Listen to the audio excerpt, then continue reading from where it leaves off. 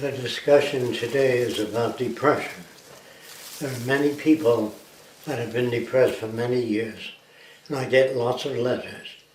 And sometimes they say that I found no meaning in life, no purpose, and you pulled me out of it. I get a lot of letters like that. So that's the only thing I can say. It's not due to genetics. If it was due to genetics, I couldn't pull them out. Does that make sense to you? Now, what is depression? If you live vicariously through another person, let's say you rely on that person entirely, you live and that person dies, you lose your identity because you put your identity in another person, which isn't a good thing to do. That's a kind of dependency. You know what I mean? So that's part of depression, a little bit of it. The rest is loss of identity. And you can lose your identity if you're brought up with a philosophy of life that doesn't reinforce you. If you're brought up with a set of values, do the right thing and everything will work out all right. And if it doesn't work out all right, you become depressed because you lose predictability. Is that clear? If you have predictability about yourself and other people, you can anticipate certain things. But if you have no answers, if you look for answers in your own mind, it isn't exposed enough. There's not enough in schools that give you a way of thinking so you can solve problems. Because it isn't that they don't want to, they don't have it. They've never found a way of thinking that can solve problems. That's why when the businessman retires, he may become depressed because he has no game to play. All his life, say a guy that owns a jewelry store that sells jewelry, and every sale makes him feel good. Then he retires. And he has nothing anymore. He has no identity except sales of jewelry. Do you understand? That's gone. What follows is depression. There are some dogs that have been depressed due to they had a very close relationship with their master. When the master dies, they sat next to the master and wouldn't go away and bark at anybody that would try to take them away. Because their full identification was as a team with their master. They had no identification when the master died. They had no way of looking at it. Difference between humans and most animals don't fear death. They don't even know there is such a thing. But they move away from animals that are larger than they are. That's a reflex. But they don't know what death is, nor do they think of it. So far, any questions? Okay. So a person that asks themselves questions, why did my wife leave me? And they can't figure it out because everything they've done was pleasing. And they don't understand it. That is not necessarily a logical question. Your wife may have left you for many different reasons. That she likes a guy tall with blonde wavy hair, or stocky, or whatever. And if you don't meet that image, she might leave you. The assumption that she won't leave you is what can depress you. Your assumption about the world, surely they won't have another war while they're having a war now. You can't say that. You can say, I'd like to see peace on earth, so you work toward it. But if you hope there's peace on earth, you might get depressed by the next war.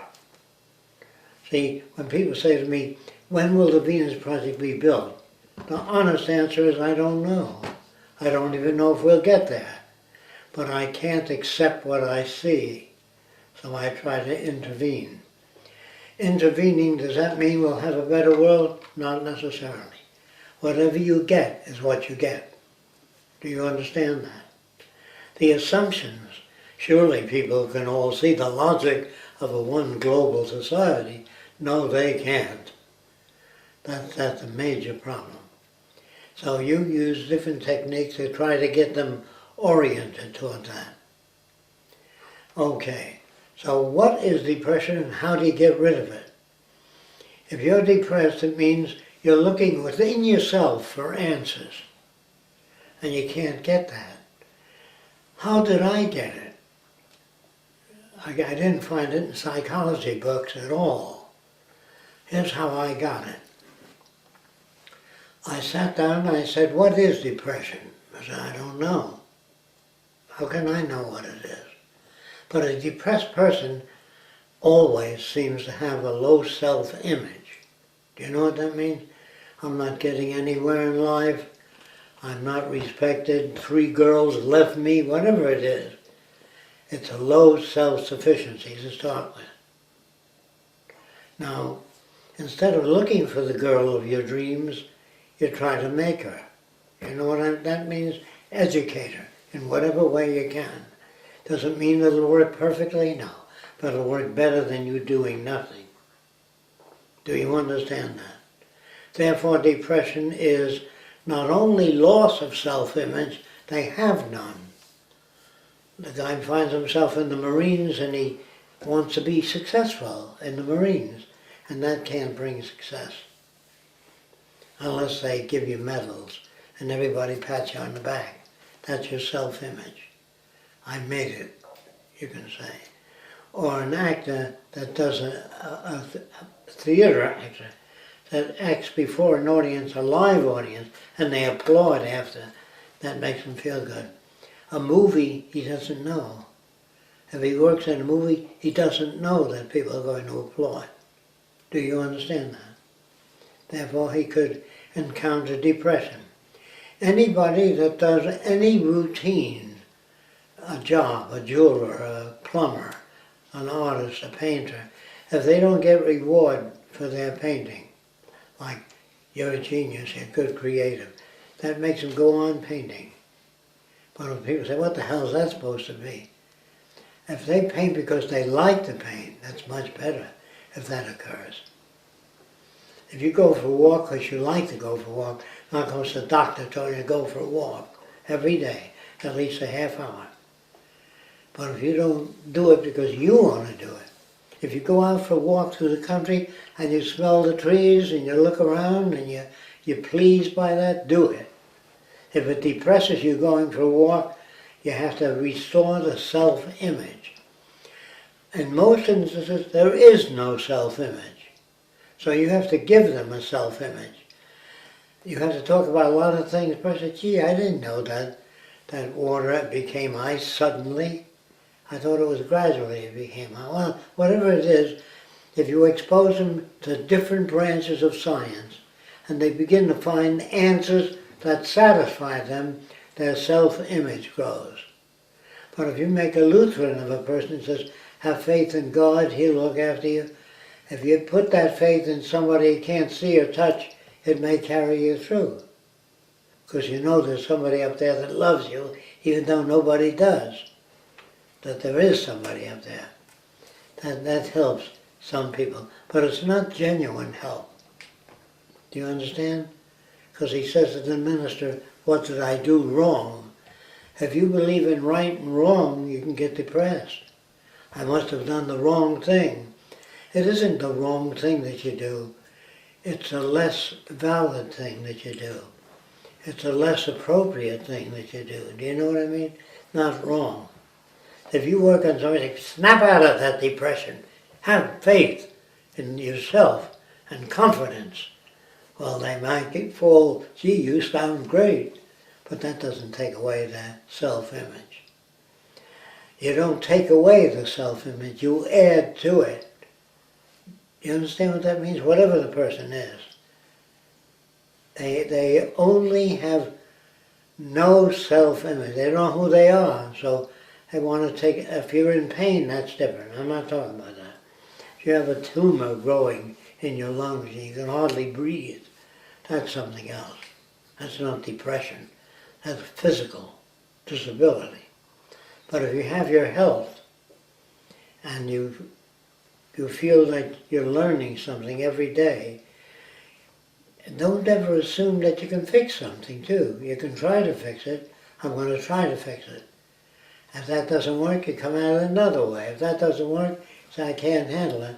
I need more information in that area.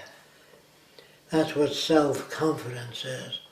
The more genuine information a person has in certain areas, people that do feel, I can't get up before 100 people and say something because I worry about whether I'll goof and they'll laugh at me, you know. Here's how you handle that. You never talk to people to win approval. You talk to people to inform.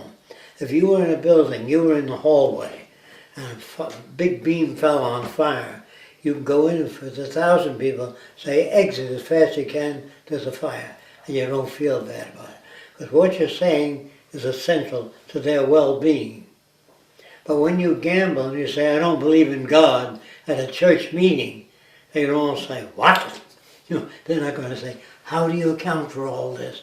They don't even do that. If they don't do that, there's no bridge.